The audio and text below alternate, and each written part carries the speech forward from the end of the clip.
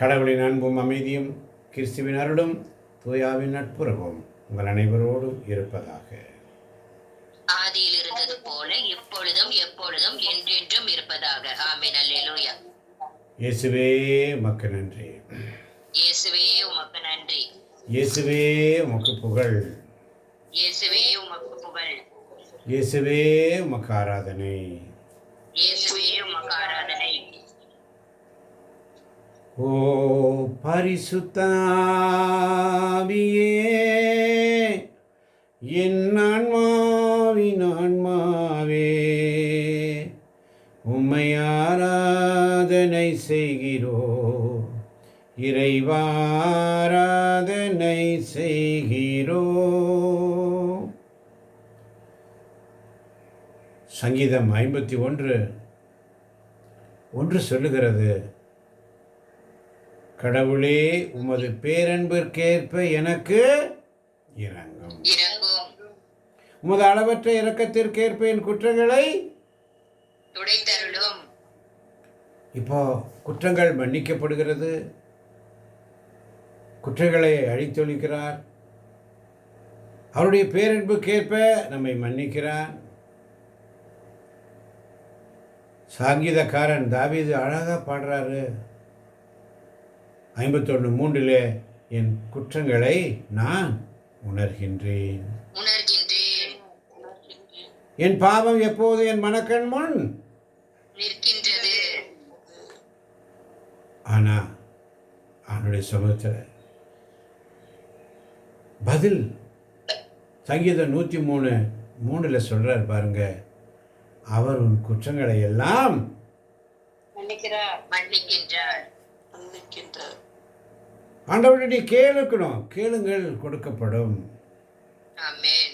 ஆண்டவரே உமது பேரன்புக்கேற்ப எனக்கு இரங்கும், உமது அளவற்ற இரக்கத்திற்கேற்ப என் குற்றங்களை துடைத்தருளும், என் தீவினை முற்றிலும் நீங்கும்படி என்னை கழுவும், என் பாவம் அற்றுப்போகும்படி என்னை தூய்மைப்படுத்திடலும் என்று நீ கேட்கும்போது சங்கீதம் 103:3 உனக்கு பதில் தராரு.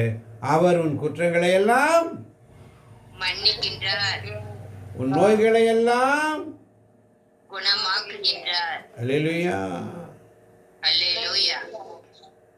3வது வசனத்துல தாவீது சொல்றாரு, ஏனெனில் என் குற்றங்களை நான் உணர்கின்றேன். என் பாவம் எப்பொழுது என் மனக்கண் முன் நிற்கின்றது.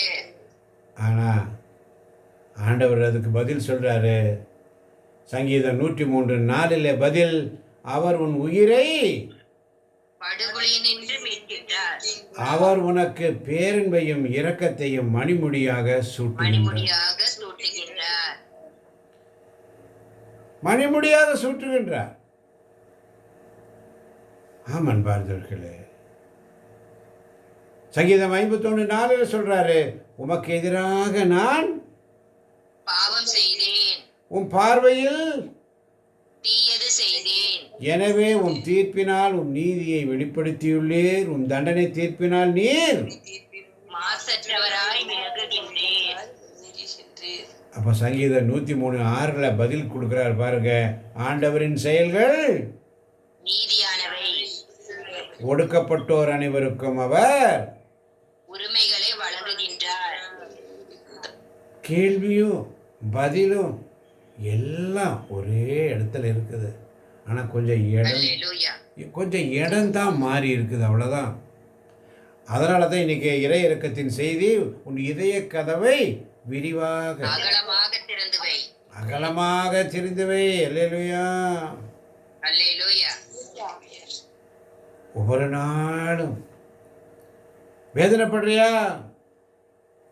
அதனால தான் சங்கீதம் 51:5 சொல்றாரு, இதோ தீவினையோடு என் வாழ்வை தொடங்கினேன், பாவத்தோடே என் அன்னை என்னை கருத்தாங்கினாள். ஆனால் ஆண்டவர் சொல்றாரு பாருங்க, இங்கே உங்களுக்கு பதில். திருப்பாடல் 103:10 அவர் நம் பாவங்களுக்கு ஏற்ப நம்மை நடத்துவதில்லை, நம் குற்றங்களுக்கு ஏற்ப நம்மை கண்டிப்பதில்லை. அவர் தமக்கு அஞ்சுவோருக்கு காட்டும் பேரன்பு மண்ணினின்று விண்ணளவு போன்று உயர்ந்தது. அப்போ என்ன செய்யணும்? ஆண்டவர்கிட்ட சங்கீதம் 51:6 இதோ நீர் விரும்புவது உள்ளத்து உண்மையையே மெய்ஞானத்தால் என் மனதை நிரப்பும் என்று கேட்கும்போது ஆண்டவர் சொல்றாரு 10-11 வசனத்தில் அவர் நம் பாவங்களுக்கு ஏற்ப நம்மை நடத்துவதில்லை, நம் குற்றங்களுக்கு ஏற்ப நம்மை தண்டிப்பதில்லை. அவர் தமக்கு அஞ்சுவோருக்கு காட்டும் பேரன்பு மண்ணினின்று விண்ணளவு போன்று உயர்ந்தது. உயர்ந்தரல். அப்போ ஆண்டவர்கிட்ட கேட்கணும், ஆண்டவரே. இப்போ தாவீது கேட்குறாரு 7ஆம் வசனத்தில், ஈசோப்பினால் என்னை கழுவி அருளும், நான் தூய்மையாவேன், என்னை கழுவி அருளும், உரை பணியிலும் வெண்மையாவேன். கேட்குறார். கேளுங்க, கொடுக்கப்படும். அல்லேலூயா. ஆமென். அல்லேலூயா. இயேசுவுக்கு நன்றி, இயேசுவுக்கே நன்றி, இயேசுவுக்கே புகழ், இயேசுவுக்கே புகழ், இயேசுவுக்கே ஆராதனை. இயேசுவுக்கே ஆராதனை. அல்லேலூயா. அல்லேலூயா. அதனால தாங்க சங்கீதம் 103 மிக அழகாக சொல்லப்பட்டது 1ஆம் வசனம், என் உயிரே ஆண்டவரை போற்றிடு, என் முழு உள்ளமே அவரது திருப்பெயரை ஏற்றிடு. என் உயிரே ஆண்டவரை போற்றிடு, அவருடைய கனிவான செயல்கள் அனைத்தையும் மறவாதே. ஆத்துமாவே நன்றி சொல்லு, முழு உள்ளத்தோடே. ஆத்துமாவே நன்றி சொல்லு, முழு உள்ளத்தோடே. குற்றங்களை மன்னித்தாரே, நோய்களை குணமாக்கினார், படுகொழி நின்று மீட்டாரே,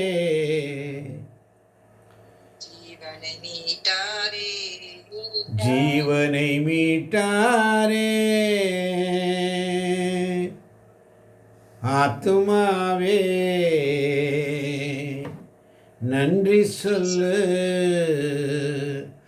முழு உள்ளத்தோடு. அதனால தான்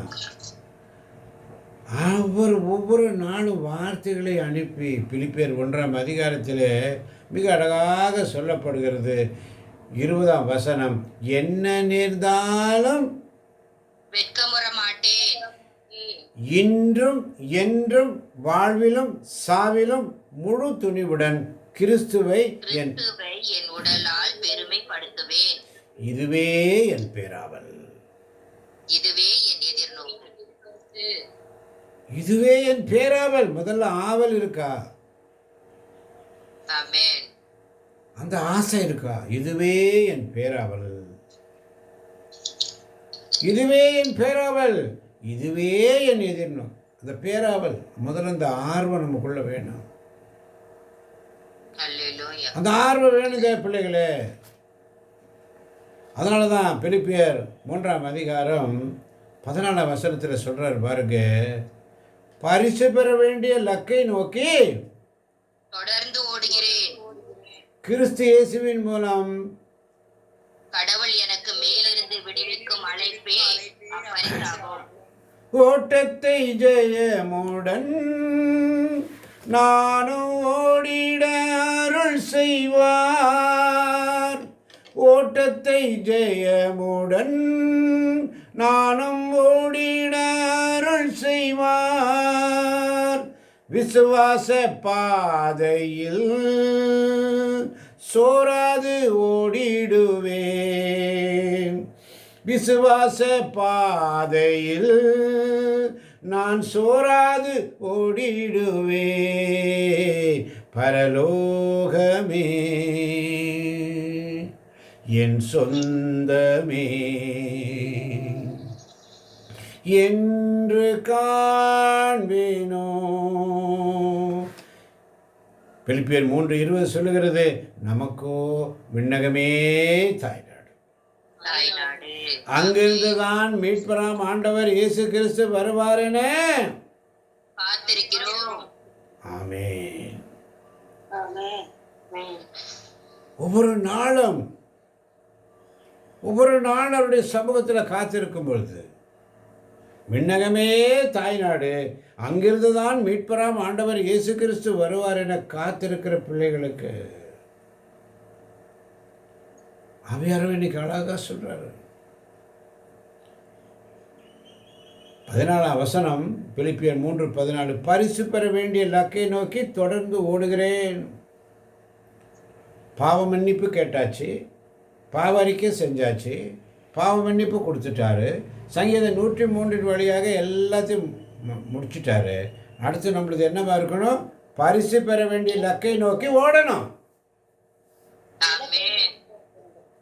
பரிசு பெற வேண்டிய லக்கை நோக்கி ஓடணும். பாவ மன்னிப்பு கிடைச்சிருச்சு, எல்லாம் ரெடி ஆயிடுச்சு. அடுத்து நம்முடைய ஓட்டம் என்னவா இருக்கணும்? பரிசு பெற வேண்டிய லக்கை நோக்கி தொடர்ந்து ஓட வேண்டும்.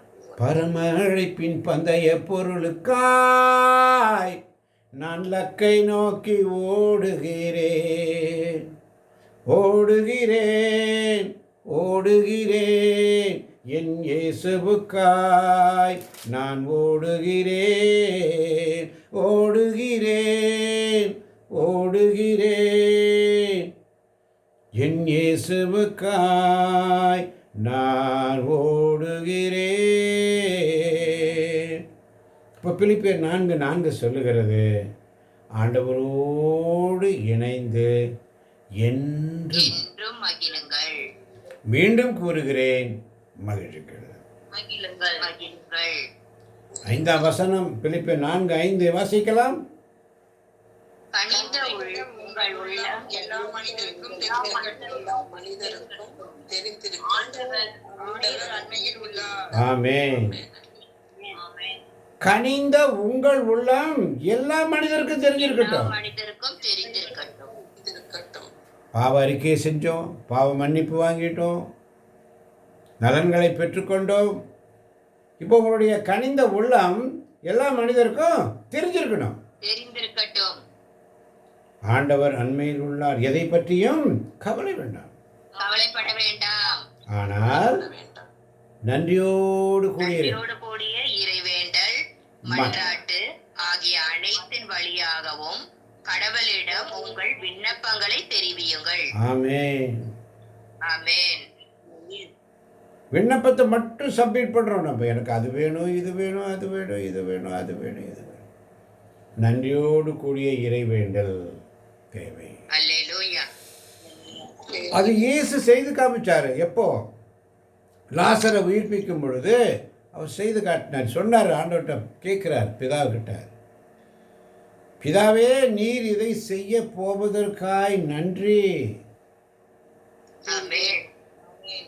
அவர் கிடைக்கிறதுக்கு முன்னாடியே நன்றி ஜெபம் தான் சொல்றாரு. நீர் இதை செய்வீர், செய்ய போவதற்காய் நன்றி. எப்பொழுது எனக்கு செய்றீங்க? நன்றி. ஆனால் இந்த மக்களுக்கு அறிவிக்கணுமே. இப்போ இயேசு எதையுமே ஆண்டவர்கிட்ட ஆர்டர் போட்டு வாங்கலை. கடவுள்கிட்ட எல்லாத்தையும் அவர் தாழ்ச்சியுள்ள ஜெபம், உம்முடைய சித்தமானால் ஆகட்டும், உன்னுடைய சித்தமானால் ஆகட்டும், உம்முடைய சித்தமானால் ஆகட்டும், என் சித்தம் அல்ல. எவ்வளோ சிம்பிள் ஜெபம். அவர் கடவுளாக இருந்தும் ஒரே மகனாக இருந்தாலும் இந்த உலகத்து வந்தது மனித பண்பிலே தன்னை கொஞ்சம் கூட அவர் பெருமை பாராட்டவில்லை. அல்லேலூயா. கொஞ்சம் கூட பெருமை பாராட்டலை. மாறாக தாழ்ச்சி, சிறு வயது முதல் 30 வயசு வரைக்கும் தன் தாய் தந்தையருக்கு கீழ்ப்படிதலாக 18 ஆண்டுகள் எங்கே போனார்ன்ற ஹிஸ்ட்ரி இல்லை. 18 வருஷம் அம்மா அப்பாவுக்கு உதவியா. அப்பா இறந்துடுறார். வளர்ப்பு தந்தை சூசைப்பர் இறந்து விடுகிறார். தன் தாய்க்கு உற்ற துணையாக இருந்தார் இயேசு. தாய் எல்லா கஷ்ட நஷ்டத்தையும் சொல்லி வளர்த்துருப்பாங்க இயேசுவுக்கு. ஏழையுடைய துயரம், கஷ்டங்கள், கண்ணீர் நோயாளியுடைய துயரம், வேதனை, உணவு கட்டுப்பாடு, பசி, தாகம், எல்லா விஷயத்தையும், ஏழ்மை நிலை, நல்ல வீடு இல்லை, நல்ல பங்களா இல்லை, கார் இல்லை, வாகனம் இல்லை, ஒன்றும் இல்லை, எல்லாம் அந்த ஏழைகளுடைய எல்லா வாழ்க்கை அனுபவங்களையும் கற்று தெரிந்தவர் தான் நம் இயேசு. ஆமென். அதனால தான் தன்னுடைய முதல் பிரசங்கத்தில் மத்தேயு 5ஆம் அதிகாரம் முதல் வார்த்தை என்ன சொல்றாரு? மத்தேயு 5:1-2.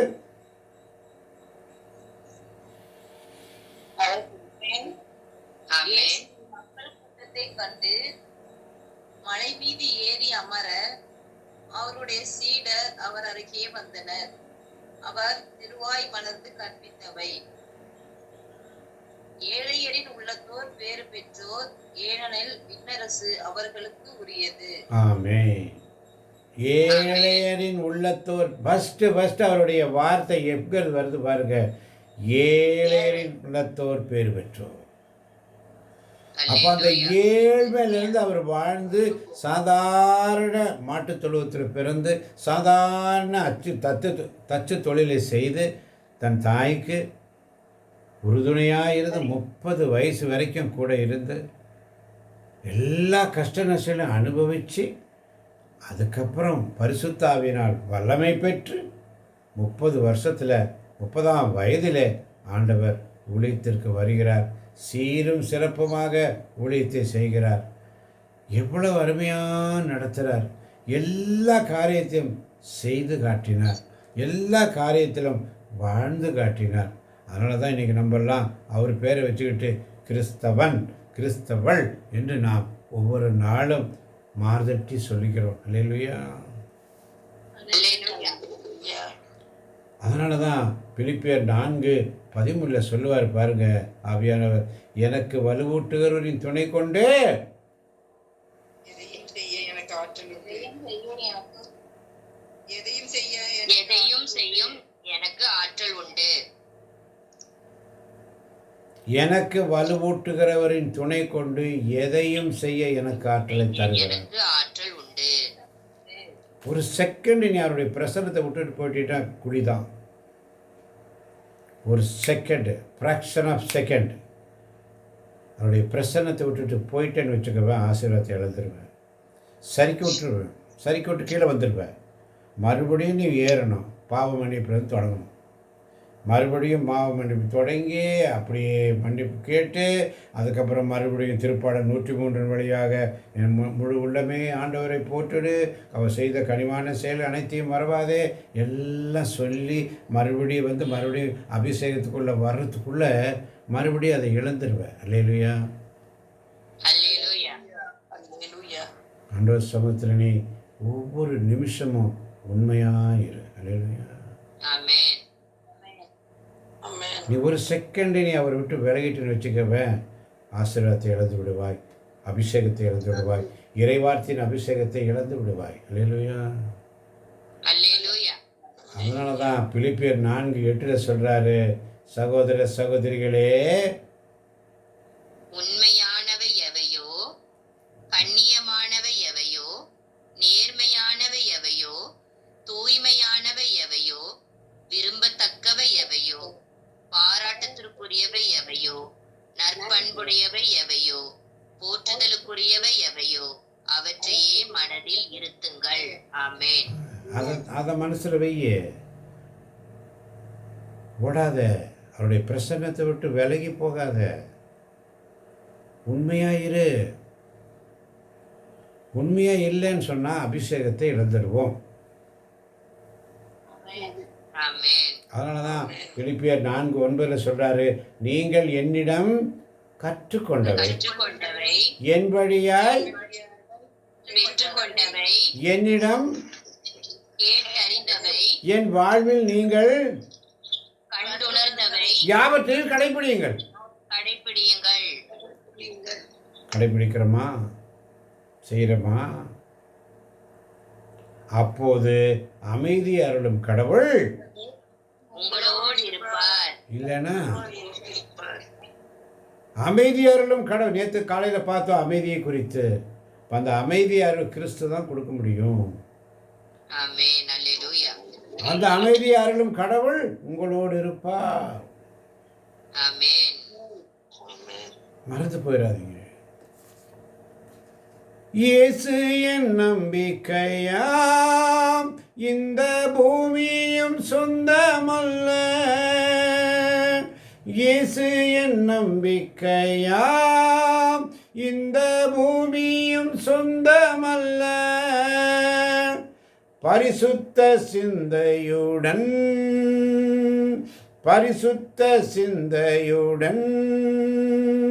இயேசுவை பின்பற்றுவே. பரலோகமே என் சொந்தமே என்று காண்பேனோ, என் இன்ப இயேசுவை நான் என்று காண்பேனோ.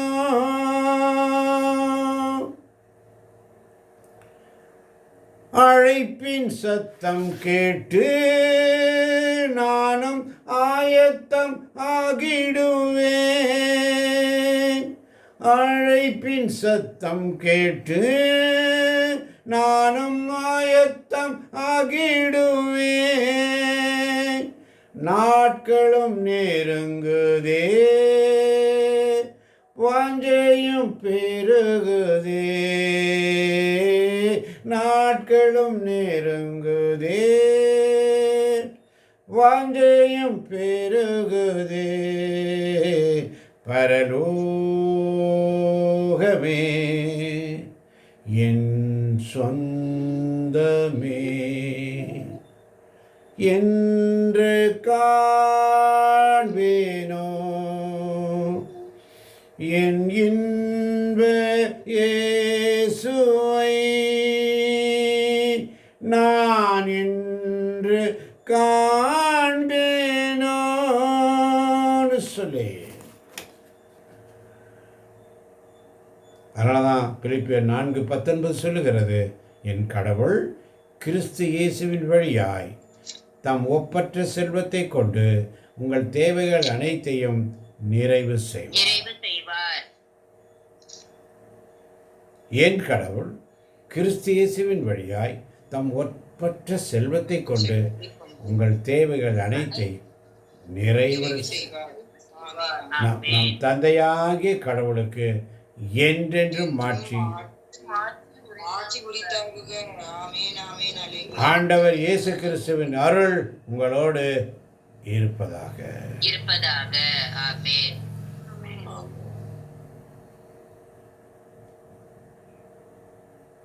கேட்கப் போகின்ற ஒவ்வொரு பிள்ளைகளையும் தேவன் நிறைவாக நிறைவாக நிறைவாக ஆசீர்வதிப்பாராக. ஆமேன், ஆமேன். ஆமென்.